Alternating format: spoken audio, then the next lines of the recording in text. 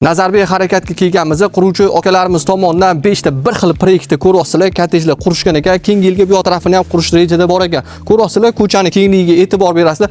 Narxi ham juda chiroyli narxda bo'lyapti. $88,000 ga 6 ta xonali kottejni bugun sizlar bilan obzorini ko'rib chiqamiz. Ketdik. Bismillah. 1.4 sotixga tushgan bo'lyapti. Ko'ryapsizlar, kichkinagina razmerda zeleniy zonaga joy qoldirilgan, bitta mashina qo'yishga joy bor. Bu yerda umumiy hojatxonani ko'rishingiz mumkin. Binoni ko'radigan bo'lsa, 2 qavatdan iborat, yerto'la qismiga ham ega bo'lyapti. Sizlar bilan ichkarida ko'rib chiqamiz. Ketdik. Bizning kirishimiz bilan mana shunaqa kichkina razmerda holni ko'rishingiz mumkin. O'ng tarafimizda oshxona joylashgan, remontdan chiqarilgan, hammasi tayyor holatda. Oshxona mebellarini olib kelib yashash imkoniyatiga egasizlar. Bu yerdan chiqadigan bo'lsak, to'g'rimizda kattagina razmerda zalni ko'rishingiz mumkin. O'rtasida havo aylanish uchun joy ham tashab ketilgan. Uni yonidagi xonani ko'radigan bo'lsak, ota-onalar yotoqxonasi bo'lyapti, o'zini sanuzeli bilan birga bo'lyapti. Ma'lumot o'rnida shuni o'tib ketdik. Egalari sanuzeldagi hamma narsani qo'yib beradigan bo'lishyapti.